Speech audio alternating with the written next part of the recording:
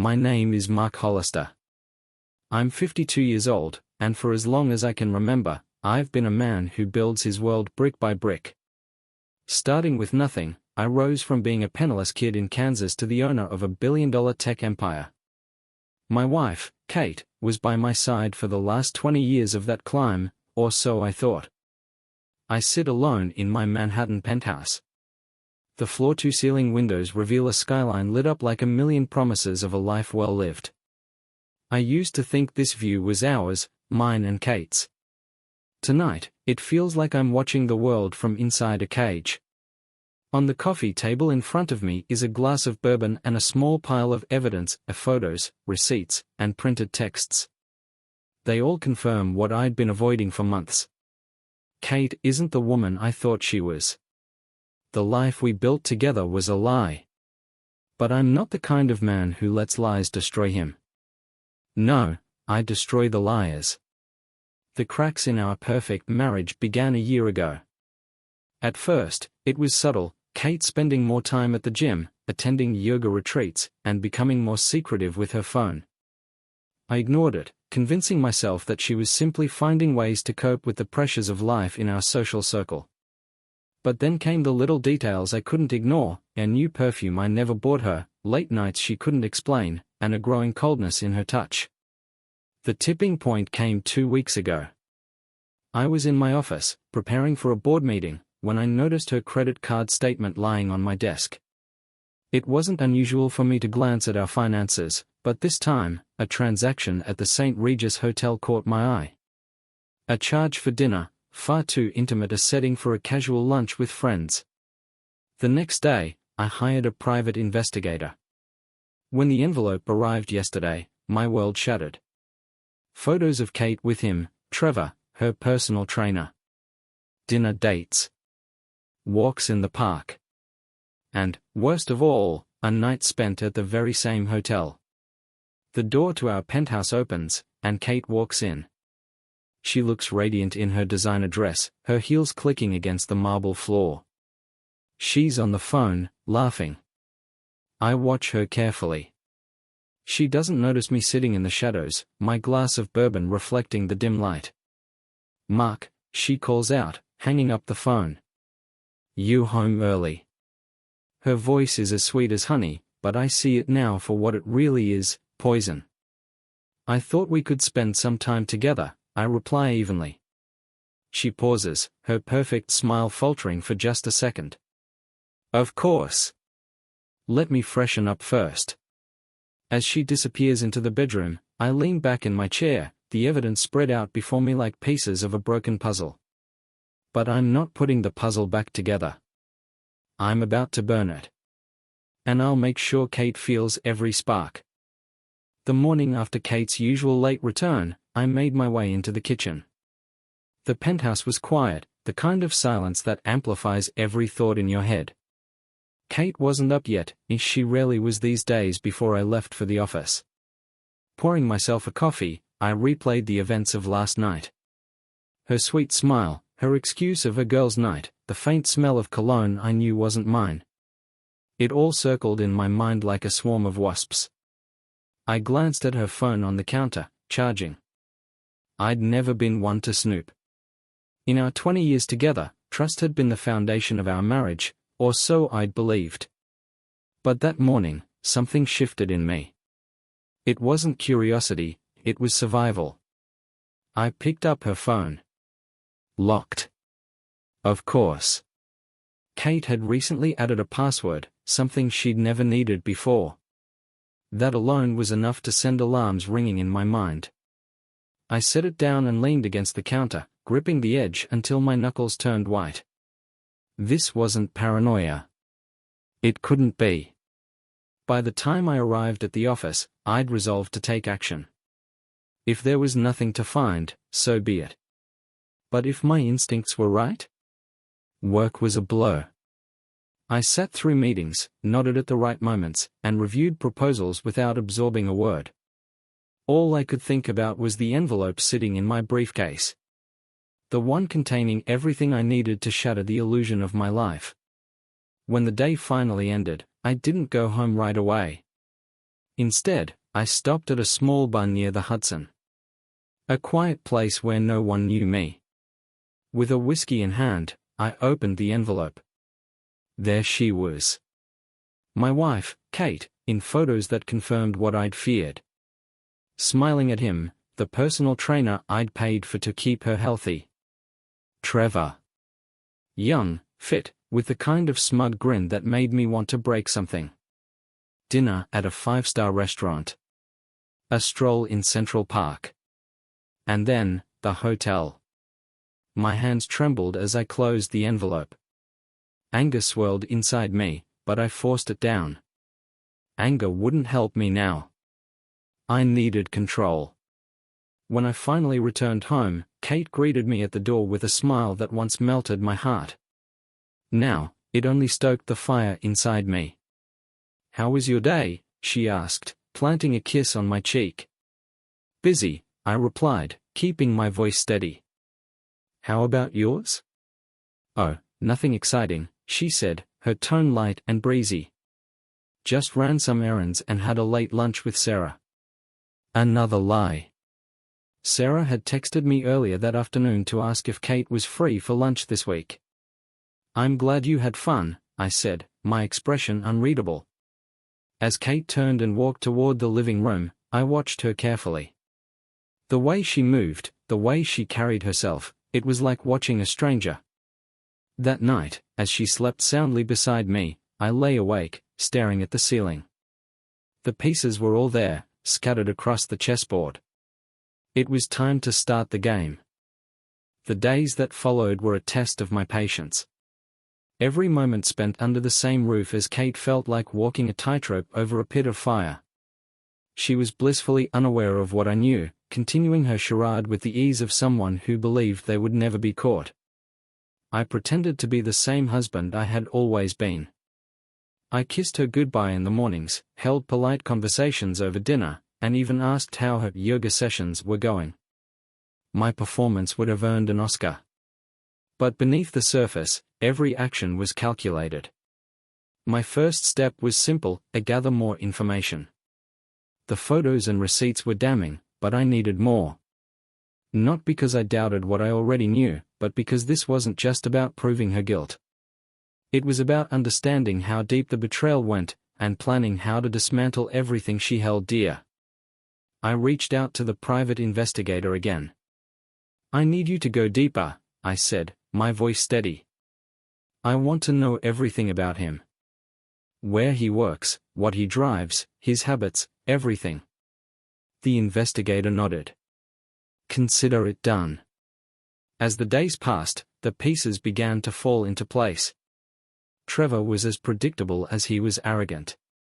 A fitness trainer by day, he liked to pretend he was a high roller by night, spending money he clearly didn't earn. He drove a leased BMW and frequented expensive bars and clubs, often bragging about his connections. Connections, my ass. At the same time, I started laying the groundwork for phase 1 of my plan. It began with a subtle shift in our finances.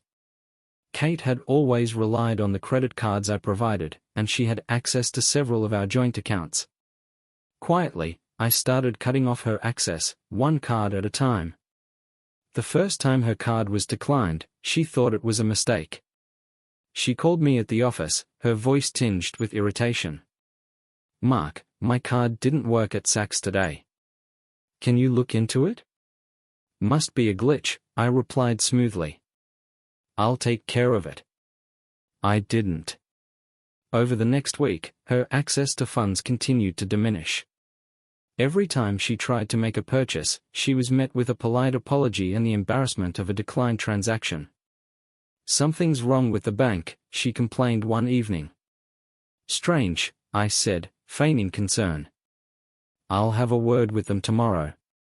By the time she realized I wasn't fixing the issue, it would be far too late.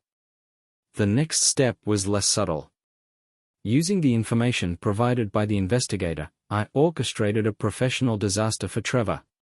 It started with an anonymous tip to his employer, suggesting he was using club resources for personal gain. While technically true, I made sure the claims were exaggerated enough to warrant an investigation. Within days, Trevor's gym was swarming with auditors. Next, I had my legal team draft a letter, accusing Trevor of soliciting clients from other gyms in violation of industry standards. He was ordered to cease and desist, or face legal consequences. It wasn't hard to make the accusations stick. The investigator had already provided me with emails and social media posts that showed Trevor poaching clients. When the dust settled, Trevor's reputation was in tatters. He lost his job and any chance of working in the industry again. At home, Kate began to sense the tension. "Mark, you've been quiet lately," she said one evening as we sat in the living room. She was scrolling through her phone, her legs curled under her. "Is everything okay?" I looked at her, forcing a smile. "Just work stress." She nodded, her attention already back on her screen. I wondered if she was texting him. That night, as she fell asleep beside me, I stood by the window, looking out at the city lights. I felt no guilt for what I was doing. If anything, I felt satisfaction. She thought she was playing me, but she didn't realize the game had already started, and she was losing. The past week felt like living in a movie, one where I was both the silent observer and the director pulling the strings. Kate's frustration with her financial situation was becoming harder to miss. Each day brought a new level of annoyance, and yet, true to her character, she never let her mask slip too far. Her favorite platinum card, the one she loved to flash at high-end boutiques, had been declined twice now. She chalked it up to a bank error the first time. The second time, she called me at the office, her voice a mix of irritation and forced sweetness. "Mark, my Saks card isn't working. Can you fix this? It's embarrassing." I leaned back in my chair, letting her words hang in the air for a moment. "That's strange." "I'll look into it," I said, keeping my tone neutral. In truth, I wasn't going to fix anything. I was the reason the card wasn't working in the first place. By the third day, Kate had resorted to cash withdrawals from her personal account. What she didn't realize was that I'd already ensured her account wouldn't last much longer. Small changes here, temporary holds there, it was all part of the slow, deliberate unraveling of her independence. At dinner that evening, I couldn't help but test the waters. She was unusually quiet, her eyes glued to her plate, as if the roasted salmon held the answers to all her problems. "Long day?" I asked casually, spearing a bite of asparagus with my fork. Kate looked up sharply, her expression guarded. "A bit, yes. Just some work things." I tilted my head slightly, pretending to study her. "Work things? That's not like you. You usually so on top of everything." Her smile was thin, almost brittle. "It's nothing serious. Just some logistical hiccups." I nodded slowly, letting the conversation drop. There was no need to push further, for now. The next morning brought another update from my investigator. As expected, Trevor's life was unraveling just as meticulously as I'd planned. After being fired from the gym, Trevor had started scrambling to maintain his image. The investigator had found receipts for expensive dinners, nights out at clubs, and even luxury car rentals. All of it screamed desperation, an attempt to keep up the facade for Kate and anyone else he was trying to impress.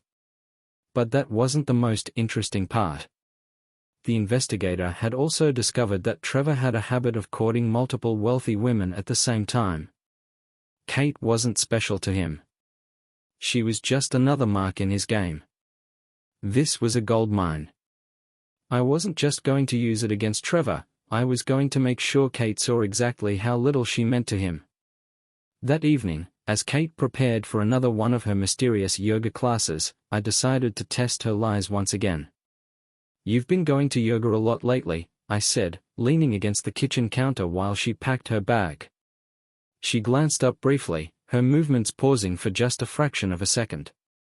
"Yeah, it's been intense. They're really pushing us this month."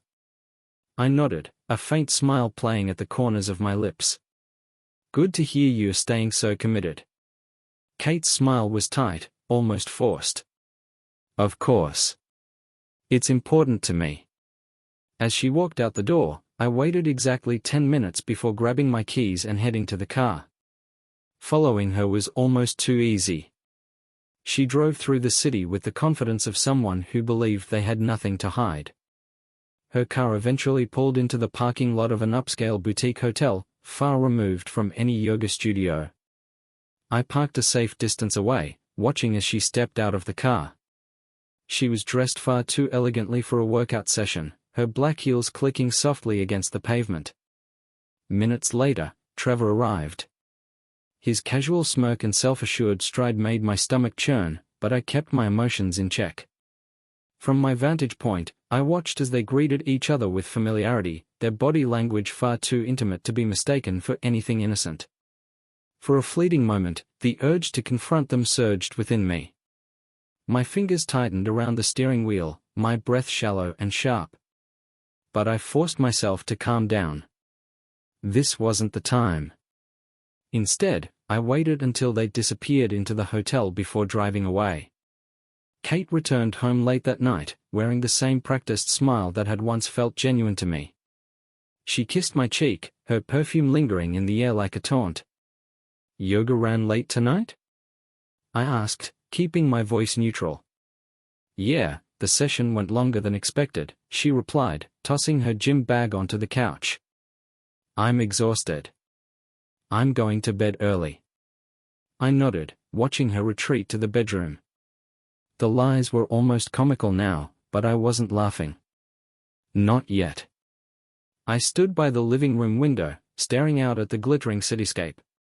The anger I felt earlier had transformed into something colder, sharper. She thought she was winning, that she was in control of this game. What she didn't realize was that the board had already been set, and I was the one holding all the pieces. The early morning sunlight filtered through the floor-to-ceiling windows of my office, casting long streaks of golden light across the polished wood desk. My laptop screen was open, though I wasn't looking at it. Instead, my eyes lingered on the latest update from the private investigator. Trevor's life was unraveling faster than I'd anticipated. According to the report, his once flashy lifestyle was falling apart at the seams. The leased BMW he loved showing off? Repossessed. His pricey apartment? Behind on rent for 2 months, with an eviction notice likely on its way. Despite all of this, he was still trying to keep up appearances. The investigator had followed him to a second-rate bar last night, where Trevor was seen attempting to impress another woman, young, blonde, and just as naive as Kate probably was when she met him. It was almost laughable, but I wasn't in the mood to laugh. Not yet. I leaned back in my chair and let out a slow breath. The wheels were turning, and Trevor had no idea how thoroughly I'd dismantled his life. The man thought he could play games with someone like me, a mistake he wouldn't survive. Reaching for my phone, I typed out a quick email to my assistant. Draft the anonymous offer. Make it enticing enough that he can't say no. The offer was simple. Trevor would be promised a significant payout in exchange for details about his relationship with Kate, messages, photos, anything incriminating. Of course, the money didn't exist. This was a carefully laid trap, one he wouldn't be able to resist. By mid-afternoon, the investigator confirmed Trevor had taken the bait. He'd responded almost immediately, his desperation as obvious as it was pathetic. That evening, I found myself sitting across from Kate at dinner. She was distracted, her gaze flicking down to her phone every few minutes as she toyed with the food on her plate. "Something on your mind?" I asked, keeping my tone light and conversational. She blinked, caught off guard. "No, just work stuff." I raised an eyebrow. "Work stuff? That's not like you. You usually have everything under control." Her lips curled into a faint smile, but there was no real warmth in it. "Just a lot on my plate lately. You know how it is." "Of course," I replied smoothly, taking a sip of wine. You've always been so dedicated. It's one of the things I admire most about you. Kate's expression softened slightly, though she quickly returned her focus to her phone. She had no idea what was coming. Later that night, as Kate went to bed early, citing exhaustion from her busy day, I settled into the living room with my laptop. A new email from the investigator was waiting for me, containing the files Trevor had sent. There it all was, texts, photos, and even a voice memo Kate had left him after one of their clandestine meetings. Trevor's messages were almost laughable in their tone. He painted himself as the victim, someone swept up in circumstances beyond his control. It was a pathetic attempt to shift blame, but I wasn't interested in his excuses. What mattered was the evidence, and now I had plenty of it. The next morning, as the city began to wake up, I made the call I'd been planning for weeks. Freeze all accounts she has access to, I instructed our financial advisor, my tone calm and deliberate. I don't want a single transaction going through without my approval. The advisor hesitated. Are you sure, Mr. Hollister? This could? Just do it, I interrupted, cutting him off. No exceptions. By the time Kate woke up, the wheels were already in motion. Over the next few days, her frustration grew more visible. She paced the penthouse, phone in hand, as she argued with bank representatives and credit card companies. I made a point of staying out of her way, silently observing her growing anxiety. On Friday morning, she finally cornered me in the kitchen. Mark, we need to talk, she said, her voice tight with barely concealed irritation. I set down my coffee mug and met her gaze, keeping my expression neutral. Of course. What's on your mind? There's something wrong with our accounts, she began, folding her arms across her chest. Every card I've tried this week has been declined, and the bank isn't giving me any answers. What's going on? I tilted my head slightly, feigning confusion. That's strange. I haven't noticed anything unusual. Maybe it's just a technical issue. Kate's eyes narrowed. A technical issue? For this long? I shrugged, keeping my tone even. These things happen. I'll give the bank a call on Monday and see if we can clear it up. For a moment, she simply stared at me, as if trying to read my thoughts. But I held her gaze steadily, refusing to give anything away. Finally, she let out a frustrated sigh and turned away, muttering something under her breath about calling the bank herself. That night, as Kate slept, I sat alone in the living room, surrounded by the evidence I'd collected. The photos, the messages, the receipts, they all lay in front of me like pieces of a puzzle waiting to be assembled. But I wasn't in a hurry. The time for action was approaching, but there was still more to prepare. Kate thought she was clever, thought she could keep up this act forever. What she didn't realize was that every lie she told, every secret she kept, was only tightening the noose. And soon, there would be no escape. The morning sun was harsh, casting bright streaks across the windows of the penthouse. Kate had already left, off to one of her meetings. It was becoming a pattern, leaving early, returning late, always with some vague explanation that no longer held any weight. I sat at the kitchen counter, coffee steaming in front of me, scrolling through the latest updates from my investigator. Trevor had sent more files, pictures, messages, even details of the hotel bills Kate had covered. The man wasn't just desperate, he was shameless. In one of the texts, he had even bragged about how easy it was to manipulate her. She's so eager to keep me happy, the message read. She'll do whatever I ask. The words boiled my blood, but I kept my focus. This wasn't the time for emotion.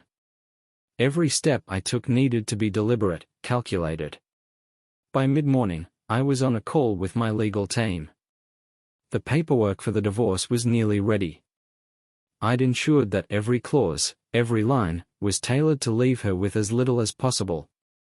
Finalize the documents and have them couriered to me by tomorrow, I instructed. Understood, the attorney replied. Shall we proceed with filing immediately after? Not yet, I said, pausing for effect. I have a few more things to take care of first. Hanging up, I leaned back in my chair and exhaled slowly. The noose was tightening, and soon, Kate would feel it. That evening, I decided to make my next move. Kate had been unusually quiet since she came home, her usual upbeat demeanor replaced by something more subdued. "Rough day?" I asked casually as we sat down for dinner. She hesitated, glancing at me before forcing a smile. "Just a lot going on at work." I nodded, watching her carefully. "You know, if there's ever anything you need help with, you can always come to me." Her eyes flickered briefly with something, guilt, perhaps? But she quickly masked it with another smile. "Of course." "Thanks, Mark." The rest of dinner passed in strained silence, and by the time she excused herself to bed, I could see the tension in her shoulders. Once she was asleep, I got to work. Logging into my email, I reviewed the draft my assistant had prepared for Trevor's offer. I made a few adjustments, ensuring it looked as professional and legitimate as possible. By the time I hit send, it was nearly midnight. Now, it was just a matter of waiting. The next day, I received confirmation from my investigator. Trevor had accepted the fake deal and was eagerly preparing to meet with the anonymous client he believed was going to bail him out. I couldn't help but smile. Everything was falling into place. At the same time, Kate's financial troubles were mounting. The accounts she'd relied on were frozen, her credit cards declined at every turn. I could see the frustration bubbling under the surface, though she tried to hide it. That evening, she finally confronted me. "Mark, something's seriously wrong with the bank," she began, her tone sharper than usual. I looked up from my laptop, feigning concern. "What do you mean?" "All of our accounts are frozen. They're saying there's been suspicious activity, but no one is giving me a clear answer." I frowned, as if the news surprised me. "That's strange. I'll call them first thing tomorrow and see what's going on." Her eyes narrowed, searching my face for any sign of deceit. "You promise?" "Of course," I said smoothly. That night, as she paced the living room, I watched her from the shadows. Every move she made, every call she placed, only tightened the trap. She had no idea what was coming. The penthouse felt unnervingly quiet when I returned home that evening. Kate was sitting in the kitchen, staring at a glass of wine on the counter. She didn't look up immediately when I walked in, and that told me everything I needed to know. The envelope. It must have been delivered while I was at work. I set my briefcase down by the door, taking a moment to steady myself before stepping into the kitchen. "Evening," I said, keeping my tone casual. Kate's head snapped up, her expression a mix of anger and disbelief. The envelope was clutched in her hand, crumpled at the edges as if she'd been holding it too tightly. "What is this?" she asked, her voice sharp. I leaned against the doorframe, crossing my arms. "You tell me." She shoved the envelope onto the counter between us, her hands trembling slightly. "Divorce papers?" "Mark, this has to be some kind of mistake." I let out a humorless laugh, shaking my head. "There's no mistake, Kate. You're just finally facing the consequences of your actions." The words seemed to stun her into silence. For a moment, all she could do was stare at me, her lips parting as if she wanted to say something but couldn't find the words. "Is this about the bank accounts?" she finally asked, her voice rising. "Because if it is, I need you to stop whatever this is right now. We can fix it." "Fix it?" I repeated, stepping closer. "Do you even hear yourself? You've been lying to me for months, sneaking around behind my back, and now you think you can just fix it?" Her face crumpled, the anger giving way to desperation. "Mark, please. I made a mistake. We've been through so much together, this doesn't have to be the end." I shook my head, my expression hardening. "It was over the moment you decided I wasn't enough for you." The moment you decided to betray everything we built together. She opened her mouth to argue, but I held up a hand to stop her.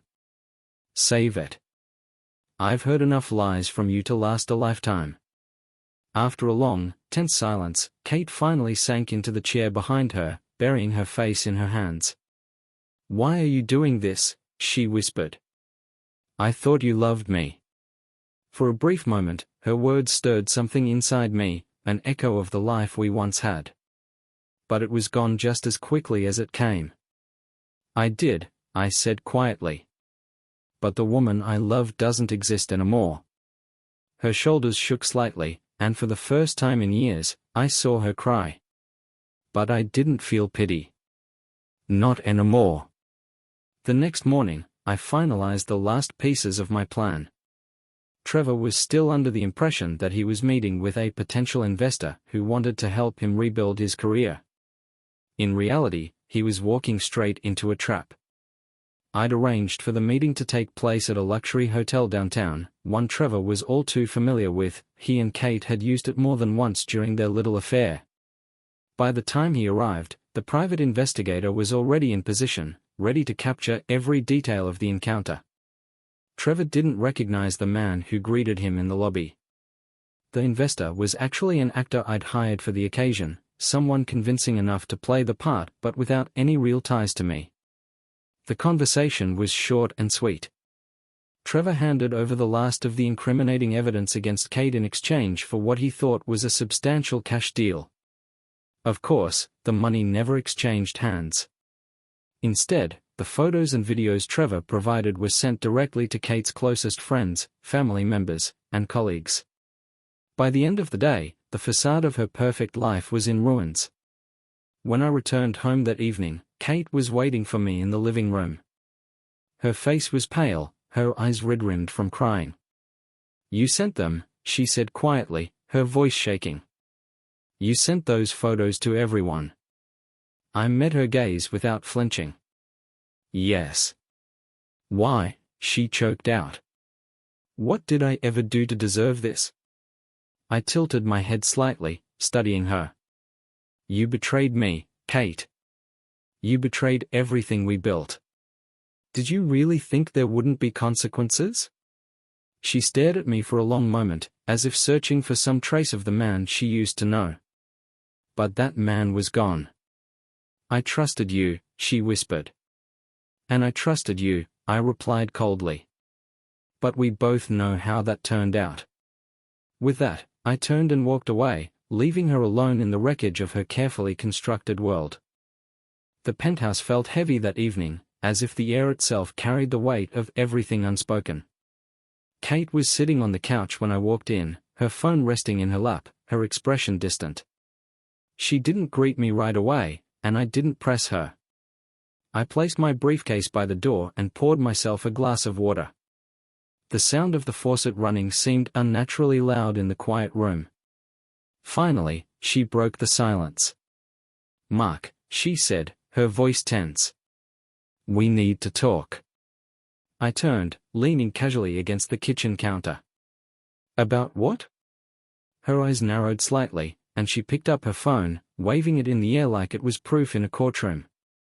About this. About the fact that none of my cards are working. About how every time I try to access an account, it's frozen.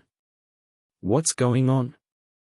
I took a sip of water, letting the silence stretch just long enough to unsettle her. Then, setting the glass down, I met her gaze. It's exactly what it looks like, I said calmly. Her brow furrowed, confusion giving way to anger. What's that supposed to mean? Are you behind this? I nodded, watching the realization dawn on her face. Yes, Kate. I'm behind it. For a moment, she just stared at me, as if hoping I'd take it back. When I didn't, her composure cracked.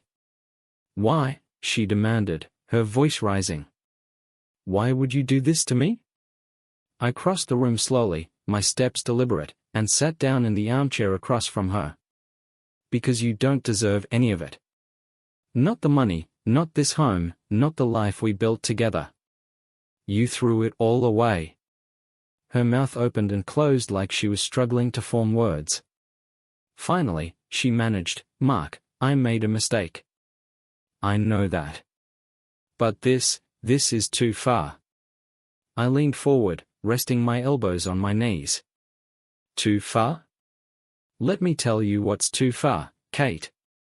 Sneaking around behind my back. Laughing at me with someone like Trevor. Pretending you could have it both ways." Her cheeks flushed red, and she looked away, but I wasn't finished. "You made your choice," I continued, my tone sharp. "And now you're living with the consequences." I reached into my pocket and pulled out a folded document, placing it on the coffee table between us. "What's this?" she asked, her voice shaky. "Divorce papers," I said. "And before you ask, yes, the penthouse is in my name. You have 72 hours to pack your things and leave." Her hand trembled as she reached for the paper, unfolding it slowly. Her eyes scanned the text, widening as the reality of the situation sank in. "You serious?" she whispered. "Dead serious," I replied, my voice steady. For a moment, the room was silent except for the faint hum of the city outside. Then, anger flared in her eyes.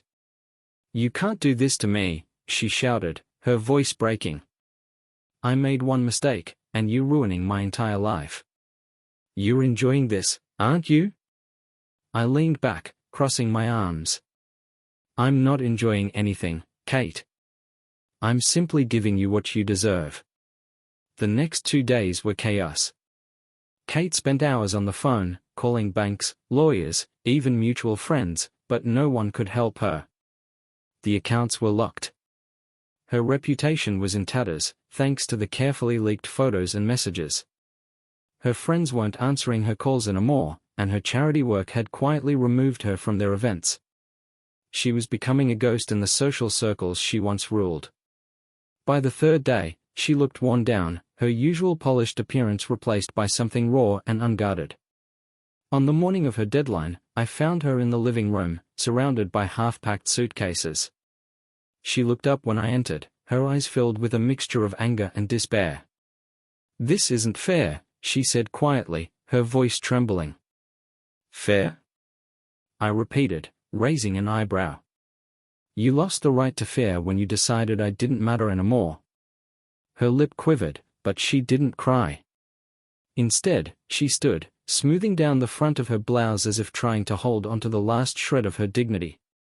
"Fine," she said, her voice barely above a whisper. "I'll go. But I hope this makes you happy, Mark." I didn't respond. I simply stepped aside as she grabbed her bags and walked to the door. She paused for a moment, her hand on the handle, as if waiting for me to say something. I didn't.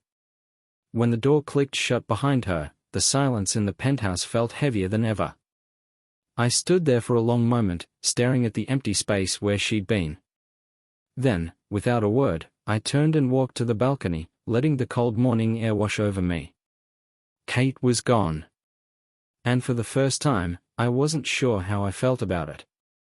The penthouse was too quiet that morning, the kind of silence that pressed in on you, heavy and suffocating. I sat at the dining table with a cup of coffee in front of me, untouched. The steam had long since stopped rising. By the door, her suitcases stood in a neat line. It was strange to see them there, so out of place in a home that had always seemed immovable, unchanging. The sight of them made the reality of the situation feel sharper, more final. Kate stepped into the room, her steps slow, deliberate. She was dressed simply, in jeans and a sweater that hung loosely on her shoulders, her usual polished appearance replaced by something more raw, almost vulnerable. "Mark," she said, her voice soft but steady. I glanced up from the table, my gaze meeting hers. "What is it?" She hesitated, her hands fidgeting at her sides. I don't know what to say." I leaned back in my chair, crossing my arms. "Then don't say anything." Her lips pressed into a thin line, her jaw tightening. For a moment, she looked like she was trying to summon the anger that used to come so easily to her. But instead, she sighed, her shoulders slumping. "You've made up your mind," she said quietly. "There's no changing it, is there?" I shook my head. "No. There isn't." Her eyes flicked toward the suitcases, then back to me. "Where am I supposed to go?" "That's not my concern," I replied, my voice cold.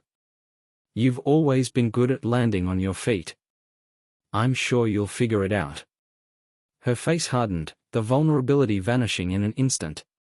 "You really just throwing me out?" she asked, her voice rising slightly. "After everything we've been through, you willing to toss it all away like it meant nothing?" "Toss it away?" I repeated, my tone sharp. "Kate, you were the one who tossed it away. You're the one who decided I wasn't enough for you. You made this bed. Now you get to lie in it." Her mouth opened as if to argue, but no words came out. Finally, she let out a bitter laugh, shaking her head.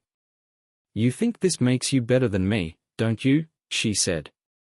"You think ruining my life is going to fix whatever's broken in you?" "This isn't about fixing anything," I said calmly. "This is about consequences, something you clearly never considered." She flinched at my words, her fists clenching at her sides. For a moment, I thought she might cry. But instead, she straightened her shoulders, her expression hardening into something almost defiant. "Well," she said, her voice trembling slightly, "I hope you're happy, Mark. I hope this was worth it to you."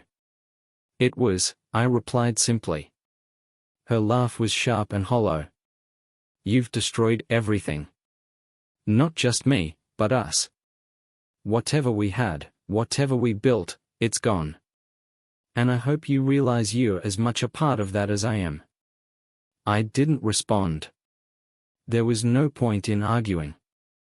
By late morning, she was ready to leave. She dragged her suitcases to the door, her movements slow and heavy, like every step was an act of defiance. I stayed in the living room, watching silently as she prepared to go. When she turned to face me one last time, there was something unreadable in her eyes, anger, maybe, or regret. "For what it's worth," she said quietly, "I did love you. Once." I nodded, my expression unreadable. "I know." She stared at me for a moment longer, as if waiting for me to stop her. When I didn't, she turned and opened the door, stepping out into the hallway. The sound of her heels faded slowly, echoing through the building until they disappeared entirely. I stood there for a long time after she left, staring at the closed door. The penthouse, which had always felt too big, now felt impossibly empty. I told myself this was what I wanted: justice, closure, an end to the lies and betrayal. And in a way, it was. Kate was gone, left to face the consequences of her choices. So why did it feel like I was the one who'd lost? That evening, I poured myself a drink and stepped out onto the balcony.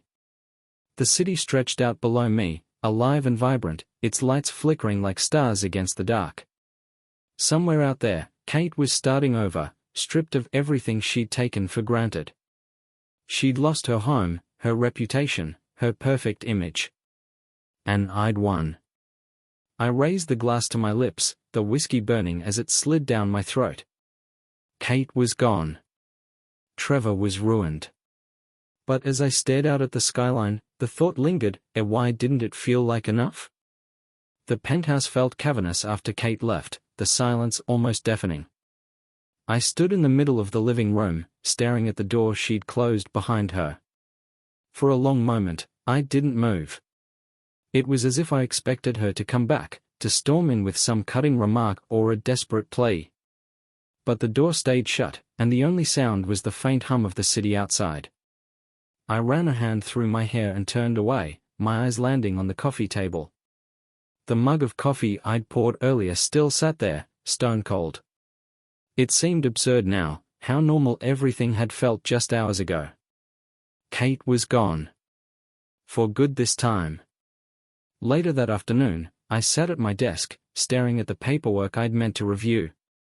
The words blurred together, meaningless lines of text that I couldn't bring myself to focus on. Instead, I found myself reaching for my phone, scrolling through old photos without thinking. There she was, smiling, laughing, leaning into me like we had the whole world ahead of us. I stopped on a picture of us from a Christmas party 3 years ago. She wore that green dress I'd loved, the one that made her eyes seem even brighter. My arm was around her waist, and she was laughing at something I'd said. I couldn't even remember what it was anymore. That evening, I called the investigator. His voice was brisk, almost disinterested. "Trevor's still out of sight," he reported. "No sign of him trying to resurface. I'd guess he's keeping a low profile, waiting for the storm to pass." "Make sure it doesn't," I said flatly. The investigator paused, as if weighing whether to push back. But he didn't. "Understood." I hung up and leaned back in my chair, staring at the ceiling. Trevor was ruined. His name was poison now, his career a smoldering wreck. And Kate? She was starting over somewhere, stripped of everything she'd once taken for granted. I should have felt satisfied. This was what I'd wanted, wasn't it? That night, I wandered out onto the balcony, a glass of whiskey in hand. The air was sharp and cold, cutting through the thin fabric of my shirt. Below, the city stretched out in a sea of lights, pulsing with energy that felt so distant, so removed from the quiet of the penthouse. I thought about everything Kate had said before she left. About how I'd destroyed not just her life, but ours. She wasn't entirely wrong. I'd torn it all down, brick by brick, until there was nothing left but rubble. But wasn't that the point? I swirled the whiskey in my glass, watching the amber liquid catch the light. Somewhere out there, Kate was probably figuring out her next move. Maybe she was staying with a friend or sleeping in some cheap hotel. For a brief moment, I wondered if she'd think of me tonight. When I finally went back inside, the penthouse felt colder than before. I drifted aimlessly from room to room, turning off lights and picking up things she'd left behind, a scarf draped over the back of a chair, a book she'd been halfway through reading. I stopped in the bedroom, staring at the bed. Her side was untouched, the pillows neatly arranged. I thought about how many nights we'd spent here, how her presence had once filled the room like sunlight. Now, it felt like a hollow shell. I sat on the edge of the bed, running my hand over the smooth fabric of the duvet. The silence pressed in on me, heavy and unrelenting. The next morning, I woke before dawn and went back to the balcony. The first light of day was just breaking over the skyline, casting long shadows across the city. I gripped the railing, letting the cold metal bite into my palms. Somewhere out there, Kate was starting over. Maybe she was piecing together the remnants of her life, or maybe she was falling apart completely. I didn't know. And for the first time, I wasn't sure if I cared. Trevor was ruined. Kate was gone. I'd won. So why did it feel like I'd lost something too?